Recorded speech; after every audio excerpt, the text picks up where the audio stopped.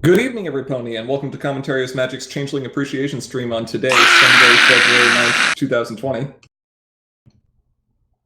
I am, as always, hissing. I think he's upset. Did we lose him? I guess we lost him. Every stream is Changeling Appreciation stream. No, only the good changelings, by which I mean the bad ones. We've been over this. I am, as always, Grandpa's. All right. Big Cheese is absent today. He's somewhere. I think it's about 4 a.m. for him right now. So yeah, he's not here, but we do have a deck list for him. Who are you? Mr. Thorax Fan 88. I'm running out of hissings. This is what this meta has come to. It's just hissing constantly everywhere. And I never thought I would be unhappy to be hissing so much. But I'm Arcat. And I'm Ivory Starlight. And Pages is around here somewhere. He will be joining us later, I believe. Mm-hmm. What are we talking about today? That we totally weren't, like, making sure that we had all of our stuff, for. Well, it's time for another round of store championships. Really? Uh-huh. And we know what that means. It's time to artificially handicap ourselves, which is the best part of store championships. I think you mean that's the best part of any major event. That's fair. Not just store championships. Every major event. Yeah. It is time for us to discuss the decks that we are each planning on running in our local store championship events. Now, this is a bit unusual for people who would be competing in these events to share their deck lists with the general public and broadcast exactly what they're playing and saying, please, build against me, counter my deck. Why do we do this, Ara? Well, like we've discussed before, to state the obvious, the four of us are just players like all of you, and although this is maybe a bit selfish, we like to play at events ourselves because we love this game. And this is a big part of why we organize events and do what we can to help the game flourish. And we hope that you don't blame us too much for wanting to play the game we love. It does seem like this might be a conflict of interest, but we don't want to unload some secret combo, wreck the meta, or just win all the prizes. We just want to play. And that's part of the reason that we show our decks off. You can see what we're doing. We're not up to anything tricky. Well, not more tricky than usual anyway. Most of us aren't. And we're also not trying to boast too about our decks. We're not very... I don't want to say we're not confident in them, but at the same time, we're going to sit here and fret like mad that we're stuck running these decks for the next 2 weeks. Oh yeah, absolutely. And to keep Grandpa's from actually going crazy, we will have the usual allowance for 3 changes, a swap, an addition, or a removal in each list. And so we hope that you'll have as much fun playing in these as we will. So these store championships are going to be a little bit interesting for certain groups. Not only are there a number of international locations hosting store championships that have not in the past, or at least didn't last time around, which we're very excited to see, by the way. But there is a new format. It's not just a new format. It's a brand new format? Shiny? It's a shiny new form. Yes. It's a new card. No, wait.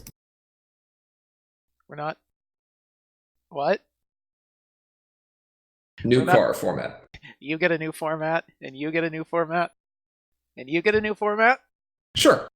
We'll go with that. In addition to the normal options of core or harmony for constructed events, all groups can now choose to run a pauper event in either core or harmony. What is pauper, you ask? We'll get to that in a moment. The long story short is Pauper is a more accessible format that restricts players to only using cards at common, uncommon, or fixed rarity. Uh-huh. It is the opposite of the opulence format, which is the greatest format ever created. No, it is not the greatest format ever created. The greatest format ever created is Turbo Opulence. You can have fun playing that by yourself in the corner. Okay. Uh-huh. Unless you're Hithrock, in which case the greatest format is the Trixie format. He can have his own separate corner where he can play that by himself. We're running out of corners. There's 2 left.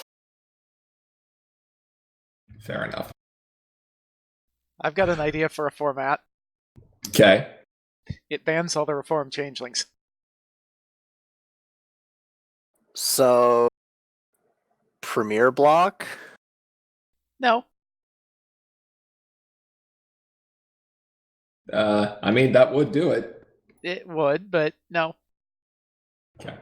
Anyway, without further stall, let's take a look at some of the deck lists that we have set up for our respective events. Stalling? That wasn't stalling, that was banter. That was stalling. Alright, first up we've got Grandpaws. What are we looking at here? This has been my favorite deck to play in the core format over the last several months. It's gone through tweaks and revisions. It is a Fluttershy Growing Confidence aggro combo deck, and I feel confident adding that combo tag on there because if you look, there's that one copy of EEA Council, and if you're adding EEA Council in a deck and it's not a control deck, then it is by definition a combo deck. I don't see any Moon Dancer in here, though. I don't think this is a... No, but there's other purple aggro. So what is this thing? Well, it depends at what point in the game you are. This is obviously a core format deck, and the primary goal is to use Fluttershy Growing Confidence in conjunction with multiple different dilemmas throughout your deck to give you plenty of double face-off opportunity. But double face-offs require a lot of power, and you need ways to generate that much power.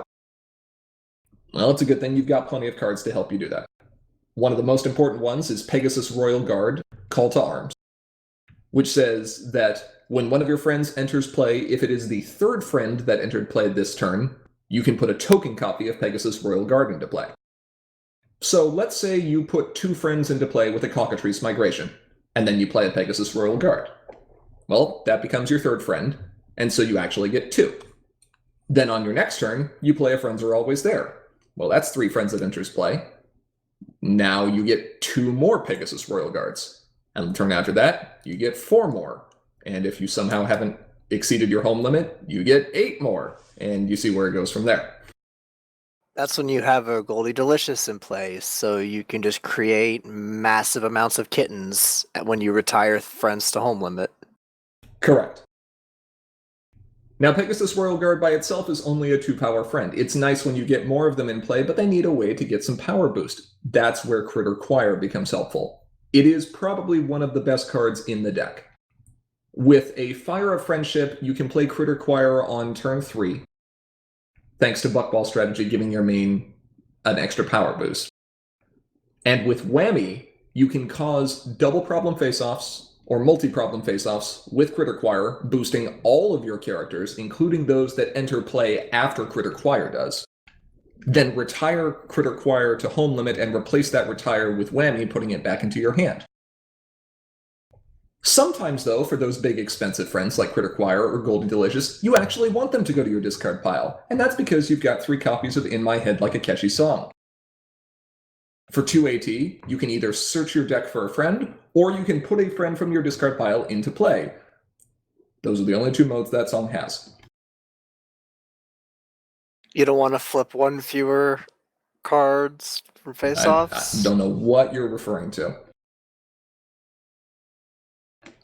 So the primary game plan of the deck is to aggro early, build up a board, get lots of tokens, boost them, and try to use your Critter Choirs and your Whammies, saving your Goldie Delicious for once you're above 8 points.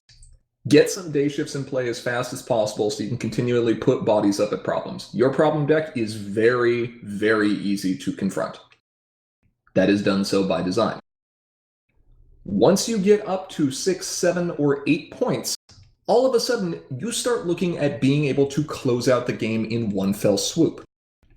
Playing a dilemma will draw you a card and also gain you an AT. 6 of your 9 dilemmas only cost 1 AT, meaning they are effectively free. If you have a day shift, you are also moving characters up to them. If one of those happens to be corralling critters, you can pay 1 to put 2 critter friends into play. Now you only need 1 more critter friend before you can trigger Pegasus Royal Guard, or one of any type of friend. Surprise Summoning allows you to bring back cards you've discarded early, like Fluttershy Professor of Kindness, an extra real copy of Pegasus Royal Guard, or even a Pinkie Pie Professor of Laughter. And if you're that worried about the opponent messing with your game plan, although you're going to have an overwhelming amount of power, just drop an EEA Council in play, and there's nothing they can do for that turn.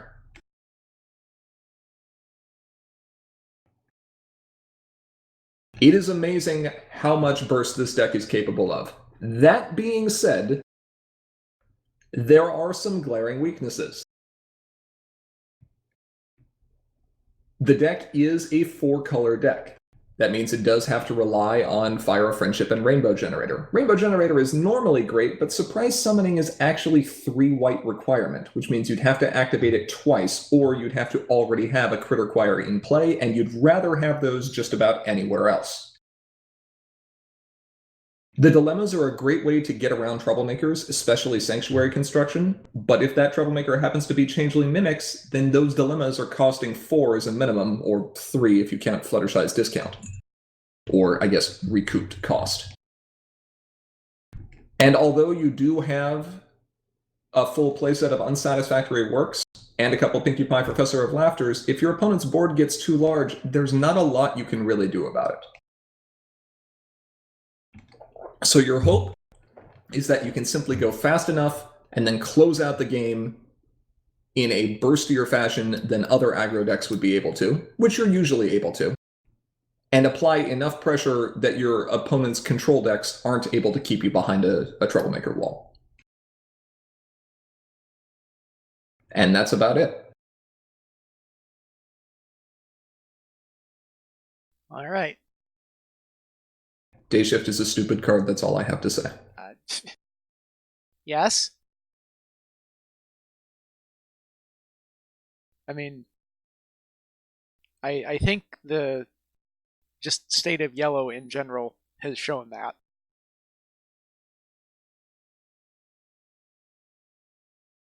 Okay. What do we have next? The bane of my existence. The direct counter. All right. So I think this is Big Cheese's deck here, right? Doesn't this look awful familiar? Man, I recognize almost all of those cards. I hate it. I hate it. I love how the core of this deck is exactly the same as it was last year.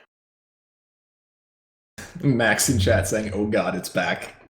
It never left. It actually just never left. You can't kill this thing. You just can't. All right, so we've got a Tempest. I think this has more pink in it than white in it. Yeah, it's Tempest Pink White. Yeah, more pink for sure. Okay, Tempest Pink White.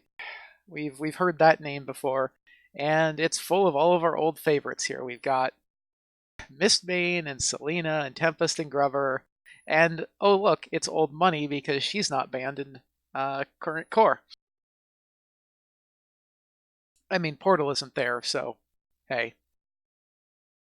That's 4AT, that it's just 4AT unless you have Luna's Futures. And if you have Luna's Futures, then, well, there goes your resource removal. Yeah. But old money does resource removal. That's true. Old money does do resource removal. Wow. Let's take a look at a few of the newer cards that are in here, though.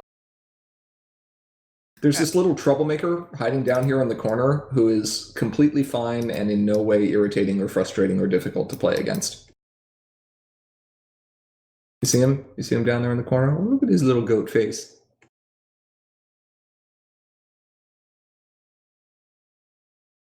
Yeah, that one right there. That one right there. So Grogar is pretty good. Understatement of the century. Yeah. Sure. How about that? All right, what else we got in here?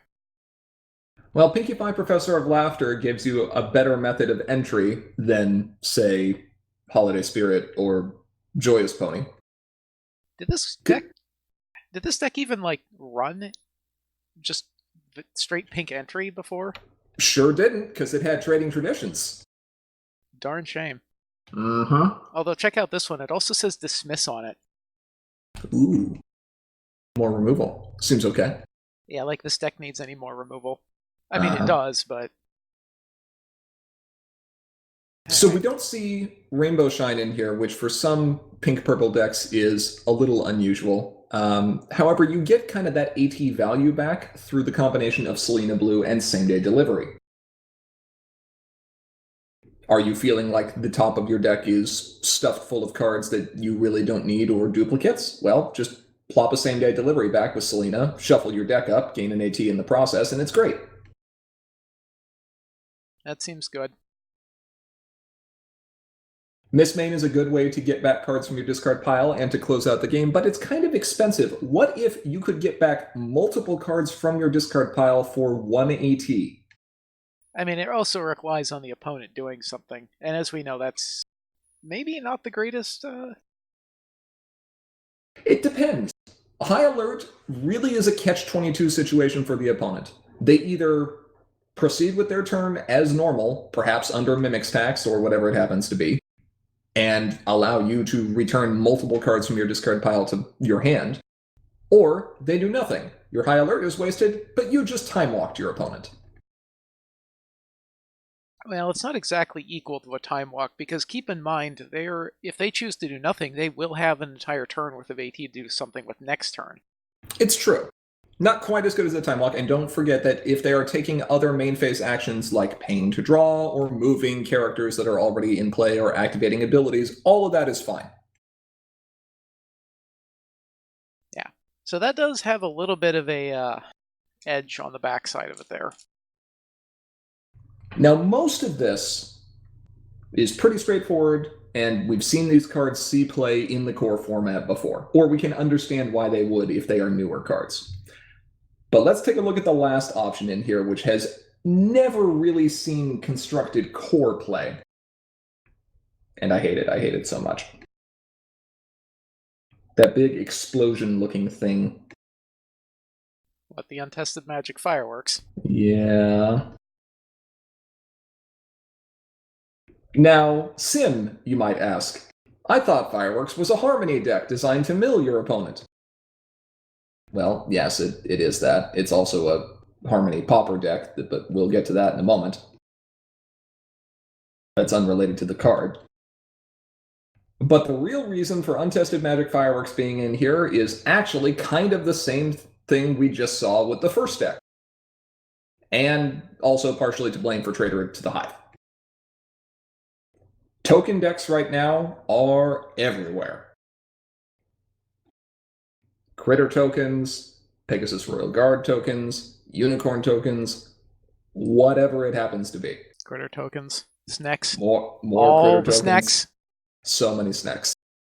Untested Magic Fireworks is one of the best ways of dealing with those decks because you do not completely reset your own board like you would with a school shutdown. You remove most of the threatening pieces, including every copy of Pegasus Royal Guard your opponent has spent the last few turns building up. Or all the snake tokens, or whatever. Or whatever. And you can do it at immediate speed.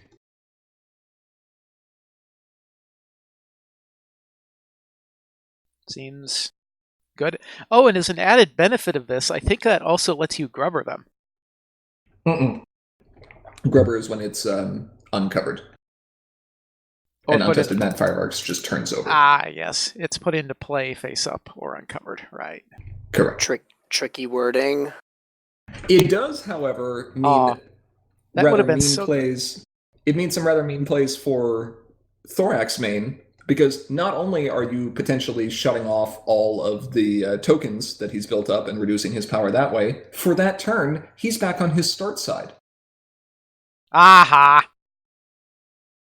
So even if there are a lot of small face-down friends in play that would normally boost him, it doesn't matter. He's on his start side, not on his boosted side. Oh, this could lead to some really fun plays, though. If he's at a problem and is still capable of confronting after you've played this, he'll flip himself. Yep. And then he gets flipped over again. Yep. Aha! Yeah. So Untested Magic Fireworks actually has a place in the current core meta. Well, that's just terrifying. The problem deck is probably one of the most different parts here. Cheese has done his best to make that deck as difficult to confront as possible. That has resulted in him having to run a 2-bonus problem, but Recipe Research is pretty good when you can copy events. Yeah, if you can get 2 shots off of that, it's going to be real annoying. Mirror Pool Miscount is the lowest confront requirement card for your opponent, but hey, Selena Blue draws you lots of cards, so why not have a hand limit of 10 for the rest of the game? Hand limit of 10 seems fine. Also, he should copy Untested Magic Fireworks. That seems dumb. That does seem dumb. Although he could. He could copy Untested Magic Fireworks and then exhaust all of his exhaustible cards again. And then do it again. Interesting. There might actually be reasons to do that. It would be kind of challenging. Only if the opponent is playing tokens and nothing else. All right, what else we got? All right.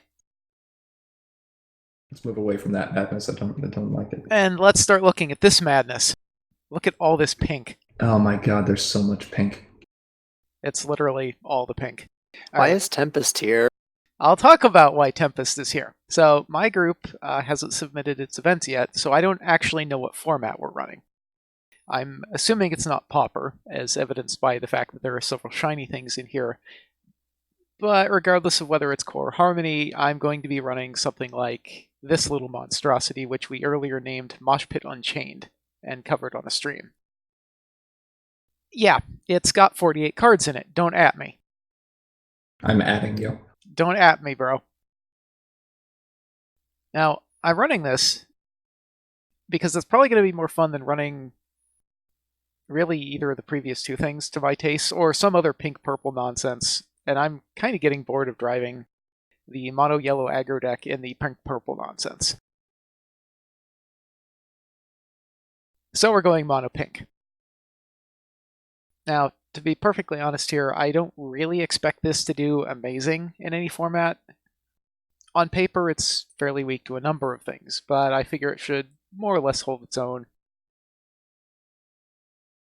And while it has a boatload of friend removal, it isn't enough removal to deal with the Traitor to the Hive and all of his buddies, and that's why the Tempests are in here. They're an attempt to counter that, and other main-powered shenanigans like, I don't know, the first deck? To some degree. Sure.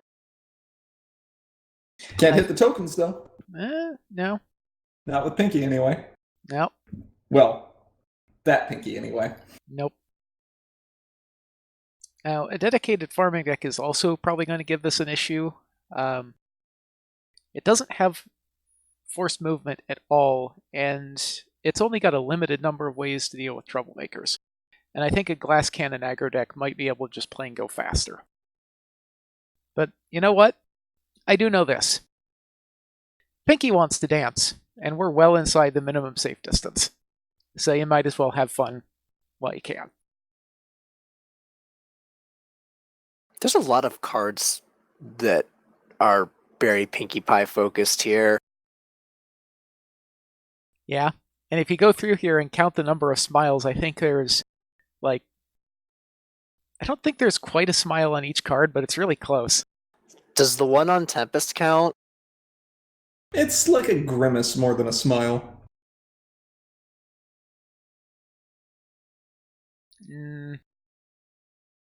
No, because there's I'm going to claim that those swans in the background of Royal Swanifying, I'm going to claim those are all grinning. I was pretty sure they were just honking. Whatever. It's basically the same if you're a goose. There is a lot of smiling in this deck. It's all one-sided, though. Wow. There is so much smiling here. The only card that isn't is Winterzilla. I don't think there's actually a smile on Royal Swanifying, though. There's also not really a smile on Pinky Sense. No, that's just concern. She knows what's coming. The beat's about to drop. Also, did you not mention anything about that little devil sitting up there in between Bait and Switch and Professor of Laughter? Do you really think we wouldn't notice No. that this is a Poppy deck? Of course it's a Poppy deck. Look at all the things in here that say random. Your main Devil Party Babby. Mare, Devil Babby. That's fair. Grr. And if nothing else, Poppy is still power efficient. So there's that. So I'm assuming you expect your hand to never be large enough where Mirror Pool Miscount would actually provide you any benefit. I don't think so. Fair enough. These problems all look relatively easy to confront, so that makes sense. I remember playing against a mono pink deck at Gen Con in 2017, I think it was. And it was cute, but it just didn't have a lot of teeth to it. This, I have concerns. It found its teeth. It grew some fangs. Pinky wants to dance. I don't want to dance with Pinky. That's too bad.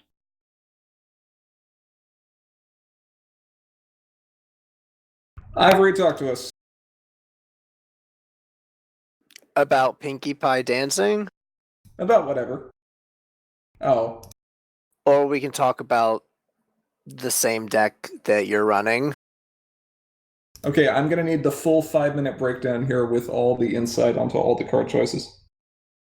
I like confronting dilemmas.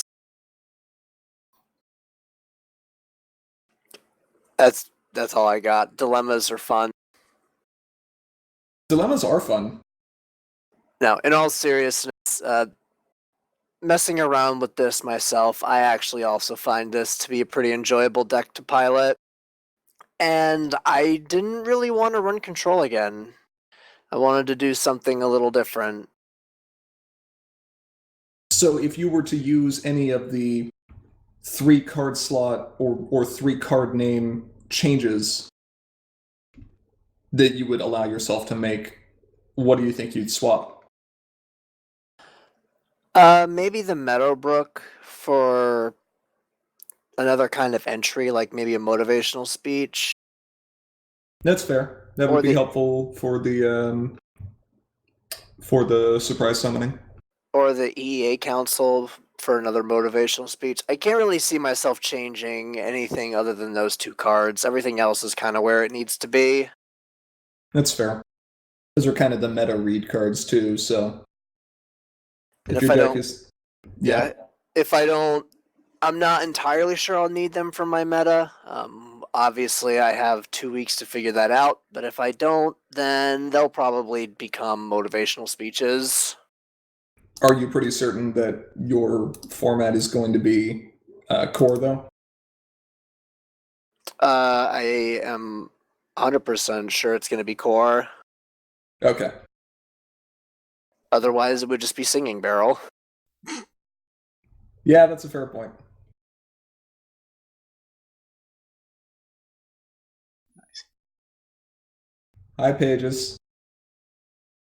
Hi. Thank you for joining us today.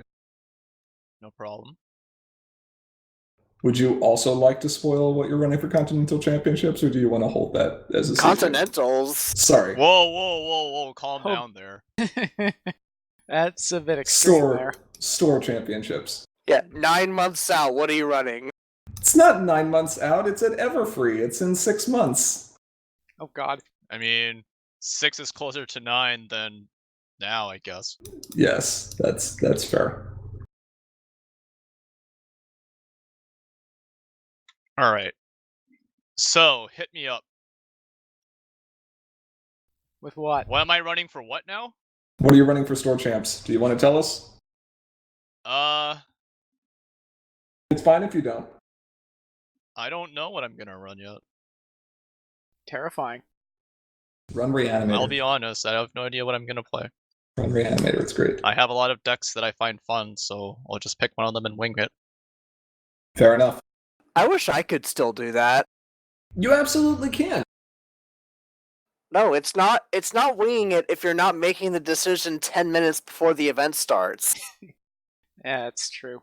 Look, the key is you just sit there over a couple weeks and you build 5 or 6 or 7 different core decks. And then when you show up, you're like, okay, who wants to play what and who wants to play against what? And then you just play like a bunch of different games and you're like, I love all of these. I can't possibly choose. Then you roll a die. And that's what you run. I'm assuming this is not a hypothetical situation here. No, I may have rolled a die to determine which main played against which opponent, and I may have played 3 simultaneous games against 3 different players today. Would not recommend. You could have said no. Where's the fun in that? But that's boring. Exactly. You know what's not boring, though? The Pauper format. So let's talk about some document updates that went out recently. And explain a little bit about what this thing is and where it came from? Yeah. Okay. All right. So here is the document update that was released a couple weeks ago. Yeah, it's about a week, maybe 2. Yeah. End of January. So there's, I think, 2 big changes that we want to highlight here. The first of those is Pauper. And Pauper in and of itself is not a format, it is a variant on other formats. So you can have Pauper Leaders block if you really wanted to. It sounds awful. Or you can have Pauper Harmony block, Harmony or Pauper Premier block or Pauper whatever. It's cool like that. As Grandpa said earlier, this is a more accessible format that only allows commons, uncommons, and fixed rarities. The rare cards, the super rares and ultra rares, and the rares themselves, of course, are not so easy to get a hold of, but they also have some of the more interesting effects. So this has a rather different flavor to it than the standard format because you just don't get some of those crazy high power effects. Now, we've run several Pauper events in the past at various conventions. Mm-hmm. Including one just recently at Vancouver. And in those events, historically, we've had a particular ban list or banned card based on what we felt was needed to balance the game at that point in time. How does this differ from the official ban list now that Pauper has been codified? Well, it is in addition to whatever the ban list is in the base format. So, Premier Block Pauper, for example, and this is the origin of this card that's been problematic, is Pinkie Pie Grump. In Premier Block Pauper, there are basically no good answers available to her in the format. There's just not enough good ways to knock over a troublemaker nearly unconditionally. So if your group is choosing to play Pauper, the Pauper variant of Premier Block, which is only the first 4 sets, then Pinkie Pie Grump is banned. Yes, but only in that specific format, because as soon as you go to, say, Harmony Pauper, you have dilemmas and a very wide arrangement of answers to her. So she's not going to present nearly as much of a problem in Harmony itself. And of course, since she's a Premier Block card, the only format where that actually matters is Premier Block. Sure. So, what if we are doing Harmony Popper? In addition to the Harmony ban list, what about any extra cards? Well, as it says here, there's a couple of cards. Ones that many players are familiar with and dread the appearance of. Or love. Or love. I think on both the average and the mean and the median, it's dread. Yeah. 2 people love them. Give or take. Me and Hithrock can be correct. Hithrock and I. Yes, thank you. Those cards are Juggling Routine and Trenderhoof Travel Rider. These 2 cards form a necessary piece of a couple of Pauper legal combos that have, shall we say, proven to have been problematic. Yeah, 20-minute turns aren't any more fun even if you can't use rare cards. Yeah. In fact, they're probably less fun that way.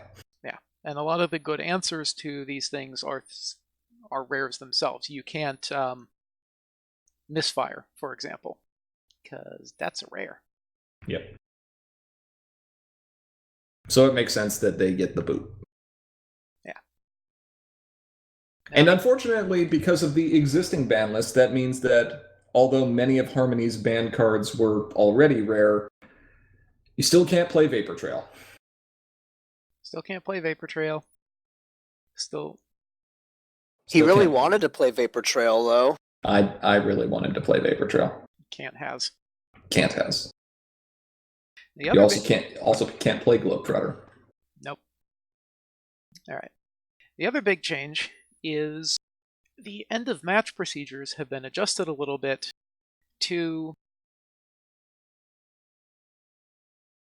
How would we like to put this here? I think the way it was written here is it reduces an advantage that the player going second has. It gives each player an opportunity to react to the end of the game. Yes. But yes, it does reduce an unfair advantage that the player who went second had. Yeah. So what the end of time procedures have been prior to this change is essentially once the second player finishes their turn after soft time is called, that's it.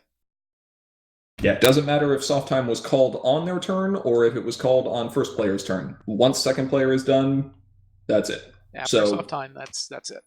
So if you are first player and you just happen to have ended your turn and the opponent is going through their start of turn triggers and things, and soft time is called, well, I hope you set up your board appropriately because you don't get another chance. Well, not exactly. It's you do not get another start of your turn to do anything about this. So if the second player looks down at their scores and goes, I'm ahead of you, I can just end right now and win. Yeah, I suppose that's fair. You don't get another ready phase, and you don't get another score phase, which means no confronting. Right. So what it's changing to is that the second player will always get to start one turn after soft time is called. So if the second player is in their main phase doing things and soft time is called, they don't get to just end. Both players will get to take another turn. So you have a chance to react and do something to try to close the game out. Right. So if you are first player, you're in the middle of your turn, and soft time is called, nothing changes. It's exactly as it's been before. However, if you are second player, and you're in the middle of your turn, and time is called, you'll finish your turn, and then there will be another turn for each of you. Mm-hmm. This will give your opponent a chance to react to the game state as it is, make some other last-minute desperate plays, whatever it happens to be. Yeah. And it will hopefully make the end of the game a little bit closer than just, welp, I have a 2-point lead and there's nothing you can do. Right. That also means that there is a particular form of stalling that the second player is no longer incentivized to try, which is good because that's supposed to get you yelled at. Stalling is bad, kids. Don't slow play. Yeah. This does mean that the 5-minute soft time limit that happens at end of games might come up more often. So just keep that in mind. And at events, if you are able to, it's always great to have a visual display of the remaining time so your players can look at it.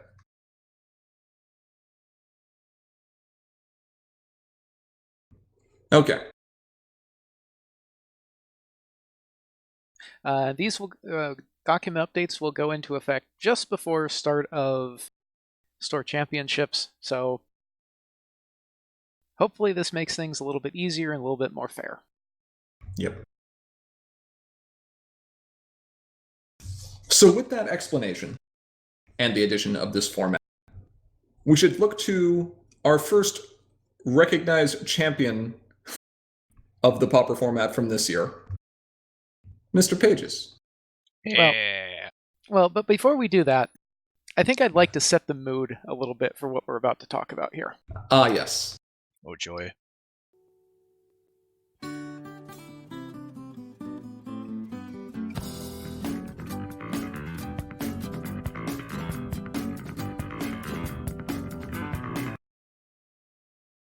With credit to Hithrock for putting that together.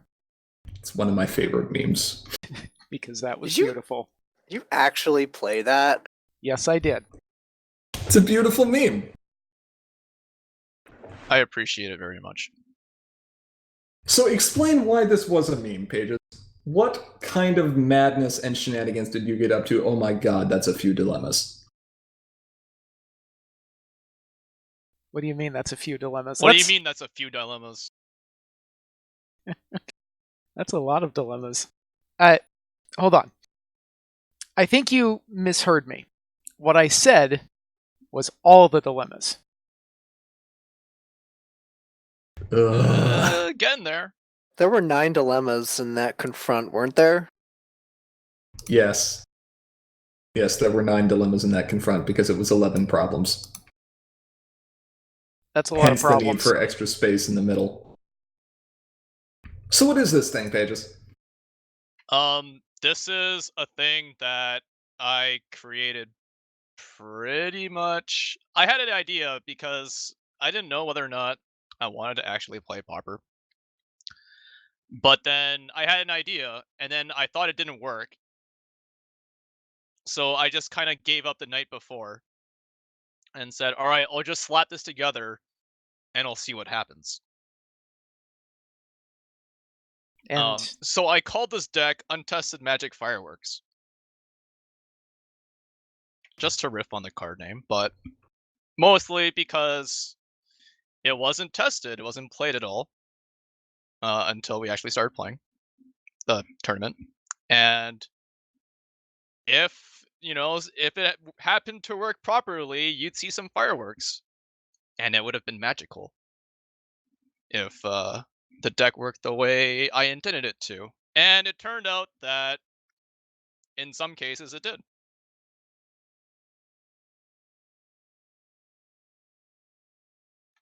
You may be counting the number of cards in this deck list and notice that there's more than 45 cards. I think this is 56 or 58 cards, mostly because I couldn't figure out what to cut, so I just jammed it all in. And turns out that if you if 1, 2, 3, 4, 5, 6, 7, if I don't know, like a third of your deck is basically replaces itself, yeah, you could run more cards if you felt like it.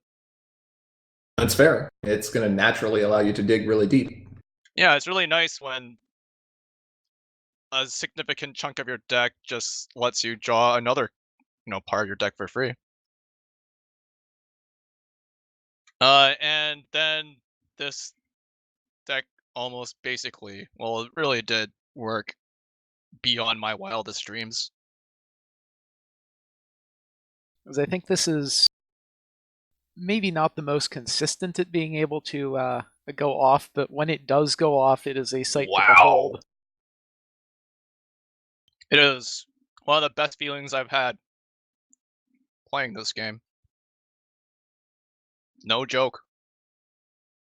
It's pretty spectacular. The name of Untested Magic Fireworks is very fitting. Yeah. Though, I suppose now it has been slightly tested. Yeah, I might have to call it Tested Magic Fireworks now. Still better than my original name for the deck. I think it was 18dilemma.deck. That's just what you saved the file name as. Yeah, more or less. So, if people missed the explanation of the earlier Growing Confidence decks, you want to just run through the basic game plan here? Alright, sure. So, the basic game plan is... like the other Fluttershy Growing Confidence deck that you saw earlier, this is... I call this an aggro combo. You can combo out and win by hoarding dilemmas in your hand, and then just going all out, dropping all of them, drawing more cards, and hopefully you draw into more dilemmas, and you just keep playing them until you run out, and then you figure out how to actually score points. You have ways to get a lot of critters, and you have a lot of ways to buff them up with fast food, with Fluttershy, Professor of Kindness, and you have ways to just get a ton of them with things like Glowy Delicious, Rise and Shine, and things like that. So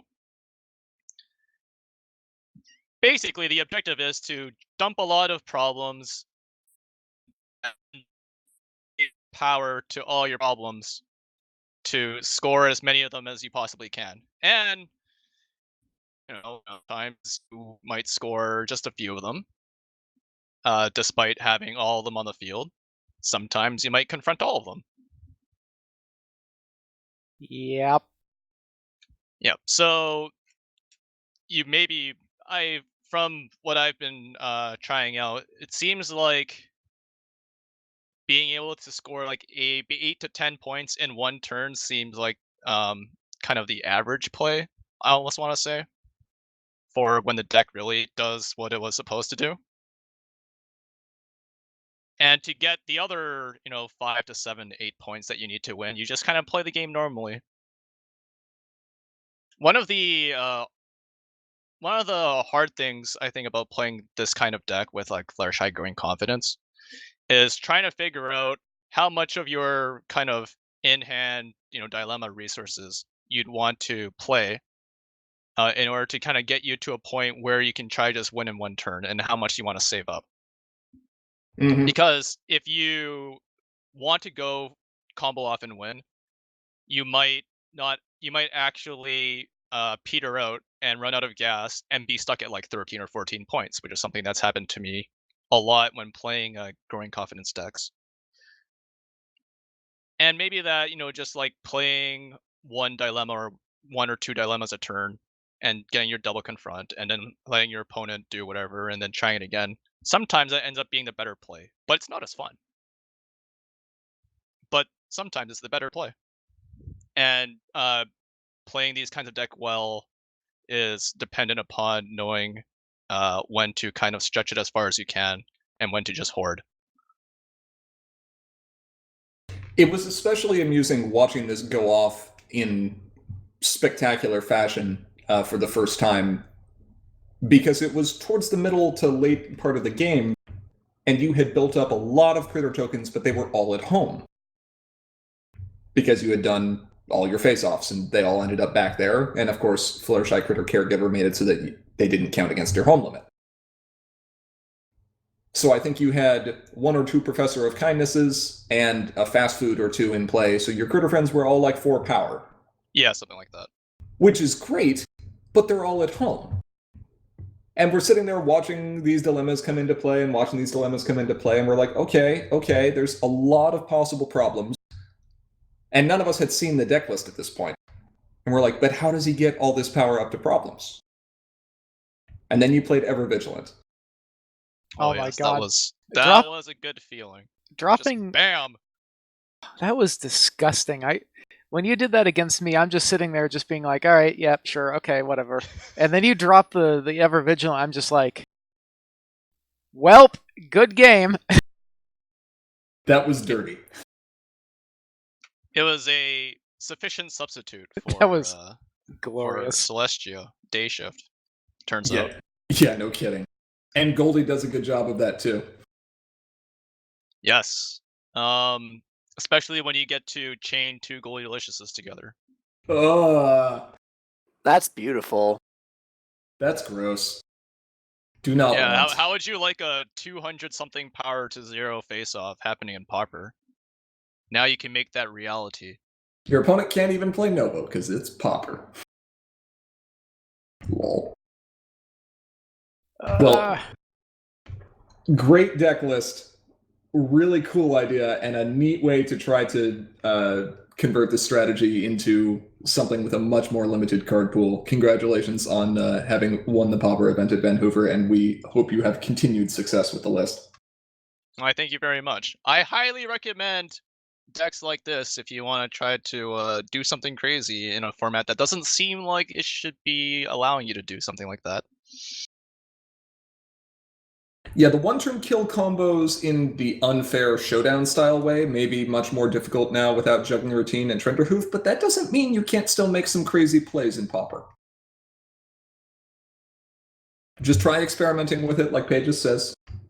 Go back to your old card collection, pull out the binder, look through cards that you've always ignored historically, and you never know what you might be able to come up with.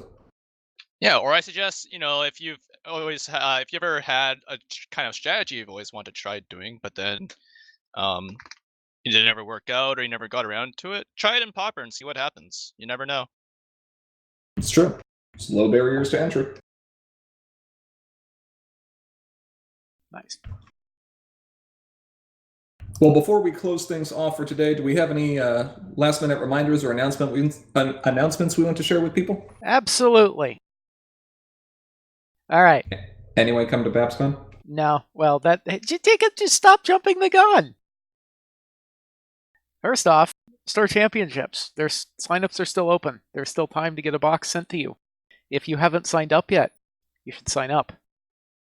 There's a Store Champs? Anyway, sign up for Store Champs. Anyway, sign up for Store Champs. If we expect, you can expect the preliminary map to be up within the next 24 hours or so. Mm-hmm. 48 hours at most. We'll figure it out. Yeah. What else? Anyway, come to BabsCon. There we go. Okay, there. I did the thing. Are you happy now? I am happy now. You did the thing. Look, don't you want to go to space? The like one place that capitalism can't touch yet? Correct. Who knows? Maybe we'll get Tim Curry there one year. Oh, God. Yeah, that would be impressive. Red Alert 2 memes. Red Alert 3 memes. Fair. I can't really distinguish those at this point because it's all just like... I played a lot of Red Alert 2. One's 2D and the other one's 3D. Yeah. Red Alert 2 was 3D-ish. Ish. So BabsCon is going to be a lot of fun. It's the next upcoming major convention that Sim is going to have a presence at, which will include all kinds of fun, like Harmony, and like Core, and like... Meme sealed? Meme sealed. By which, I mean the best format? Be a pretty good format. Yes. It's a great format. But if you're looking for even higher levels of competition, anyway, come to Everfree for the Continental Championships for North America 2020. We said that last time. Yes, we did. We can say that again. Fair enough. Anything else? I mean, I want to say something mean about Thorax, but broken records. I'm all hissed out. I'm sure we can talk about Thorax next week or the week after. I'm all hissed out. Well, then it'll be a great time to talk about Thorax. We Anyway, can finally talk about Thorax in peace. right? This is going to probably wrap up our discussion for today. We would, of course, like to give a big shout out to all of our patrons on Patreon. Thank you so much for your regular support. If you aren't currently a patron and you enjoy what we do, please consider donating. Doing so does enable us to continue making content like this. If you have comments or questions you'd like to send our way, or if you're just interested in hearing about what we're working on for the future, there are many ways you can stay in contact. We have our Patreon, as mentioned previously.